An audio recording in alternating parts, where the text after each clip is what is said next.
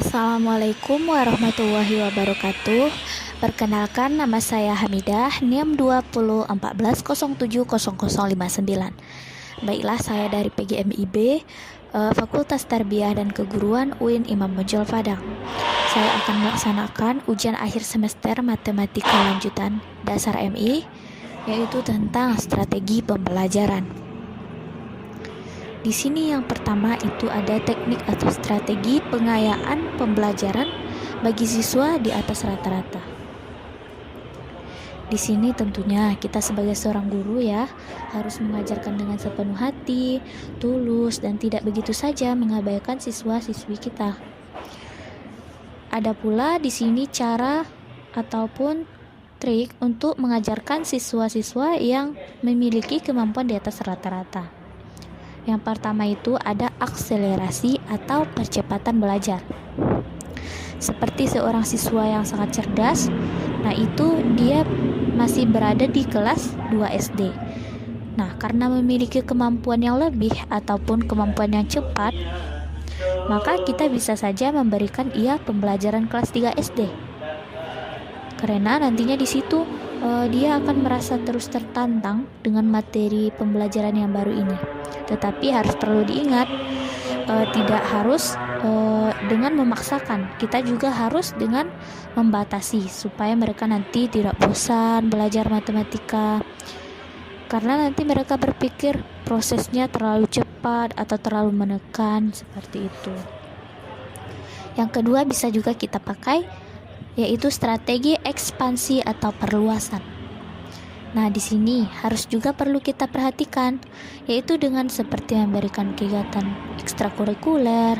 Di sini nanti para penggemar matematika ini dia akan mendalami ataupun memperluas materi yang ada selain di kurikulum sekolahnya.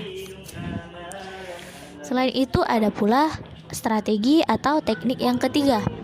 Teknik ini dinamakan dengan digression. Di sini artinya pembelokan.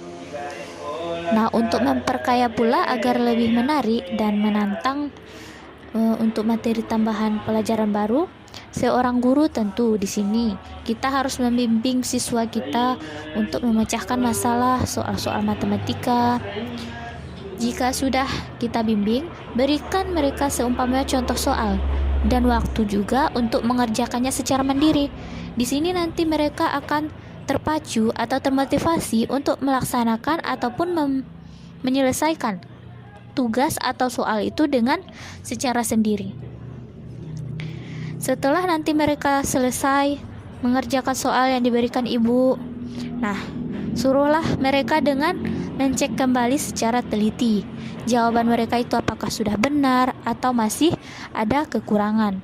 Jika nantinya kita dapatkan kekurangan, di sini tugas kita memberikan motivasi untuk memecahkan soal-soal yang memang sulit untuk dihadapi seorang siswa ini.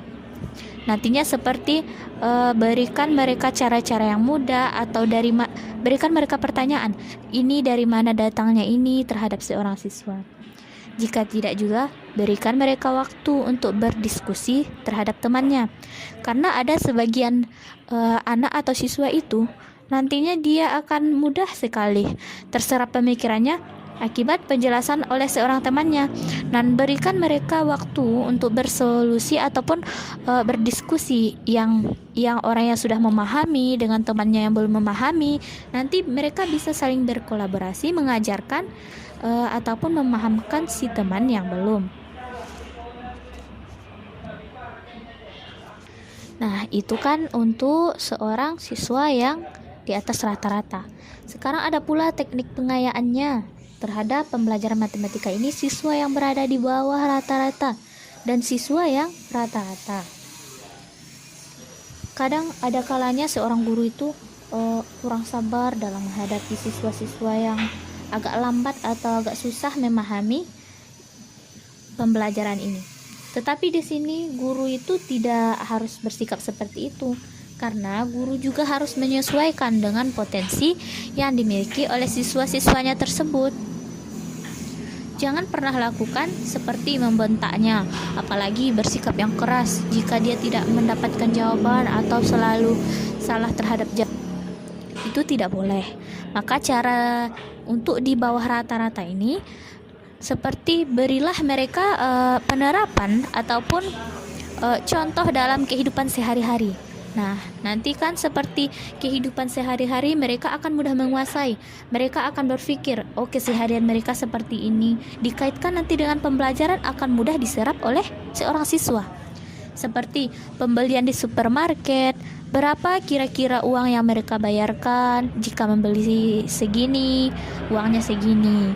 Nah, itu nanti menarik untuk memecahkan masalah atau contoh soalnya.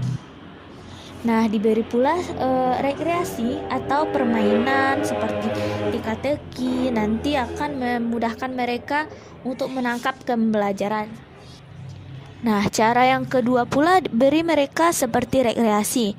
Ada permainan, teka-teki, nanti anak ini akan lebih mudah untuk memahami soal yang diberikan oleh seorang guru terhadap dirinya.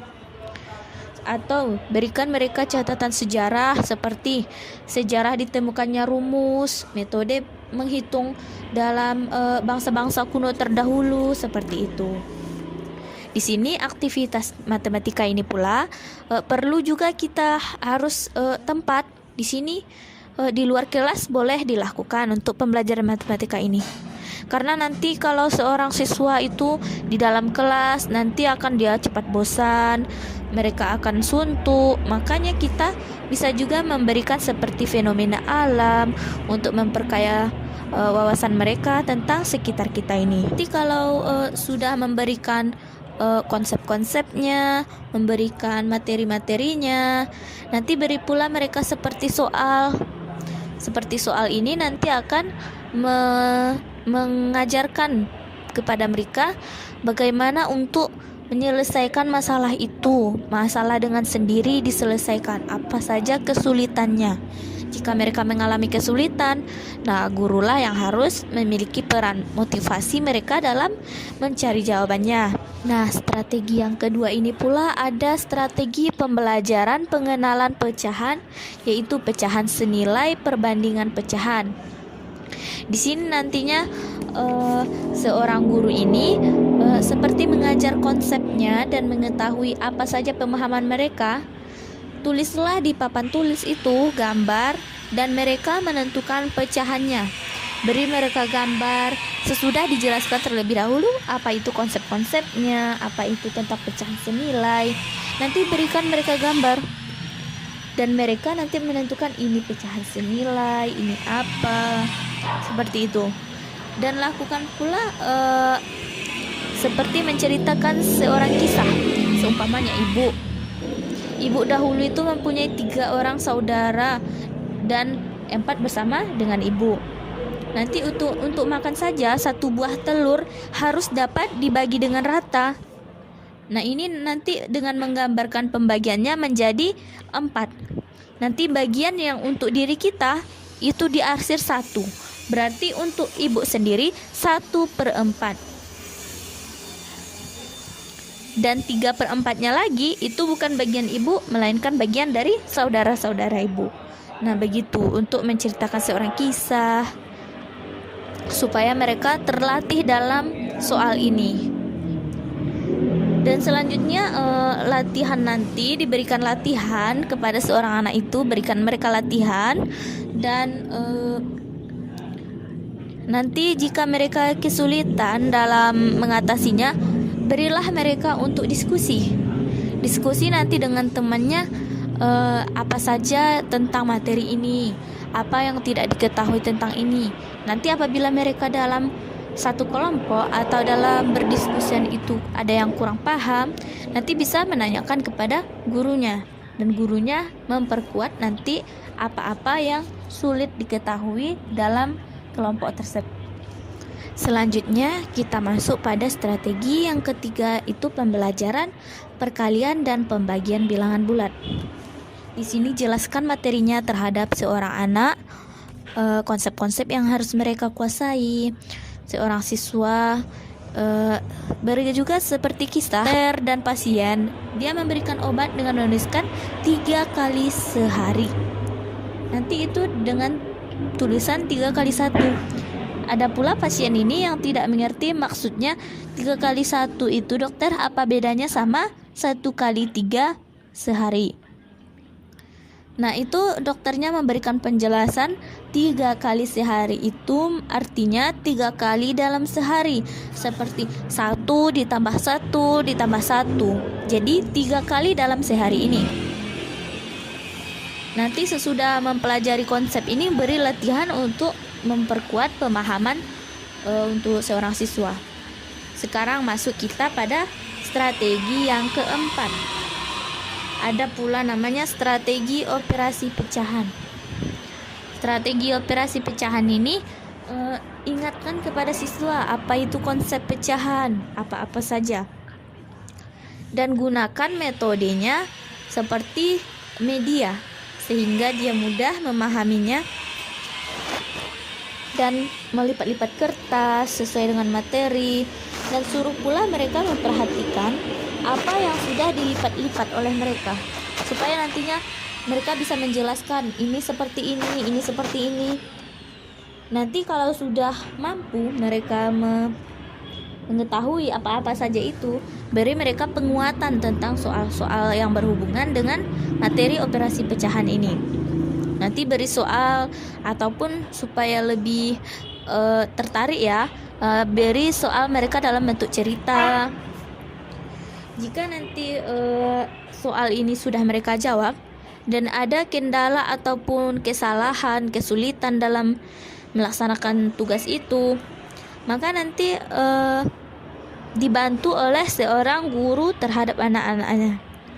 Bisa nanti sesudah melakukan diskusi. Nah, sekarang ibu ingin bertanya-tanya kepada anak ibu bagaimana tentang materi ini. Ditunjuk nanti satu-satu supaya mereka nanti memang betul-betul giat untuk mempelajari tentang operasi pecahan tersebut. Seperti 1/4 pecahannya. Itu berapa? Bagaimana caranya? Buat gambarkan kotak-kotak dan bagi dia dalam 4 bagian. 1/4 itu nanti arsir bagian satunya. Jadi 1 dari 4 potongan. Begitu nanti seterusnya memberikan jika 2/4. 2/4 nanti diarsir 2, yang tidak diarsir lagi 2. Jumlah semuanya itu kan 4. Jadi 2/4, 2 yang diarsir dari 4 potongan. Nah, strategi yang keempat ada pula strategi yang kelima. Ini strategi atau teknik dalam pengenalan geometri datar. Di sini memang ya, penjelasan geometri ini kita harus menentukan ciri-ciri geometri ini apa, ciri-ciri siku-sikunya ada apa, bentuknya bagaimana. Nanti di metode ini mereka menggambarkan seperti kertas ataupun media yang ada di sekitar kita. Bangunan mana saja yang disebut dengan bangunan datar, seperti ada nanti persegi, ada nanti persegi panjang. Di sini nanti mereka mengingat ciri-ciri, ciri-ciri persegi panjang 2 lebar. Kalau ciri-ciri persegi 4 sisinya sama. Nanti bisa mereka menyebutkan pintu ini persegi panjang, pantu persegi panjang. Nanti begitu dengan vas bunga ada yang persegi. Dalam vas bunga itu kan ada 4 penutupnya itu. Jadi nanti ini persegi berarti 4 yang keempatnya itu sama semua, sama besar, sama panjang, ciri-cirinya sama.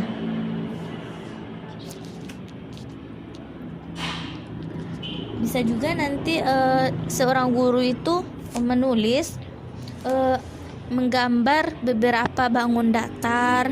Nanti siswanya disuruh menentukan ini apa, ini bangun datar bentuk apa, bentuk persegi panjang.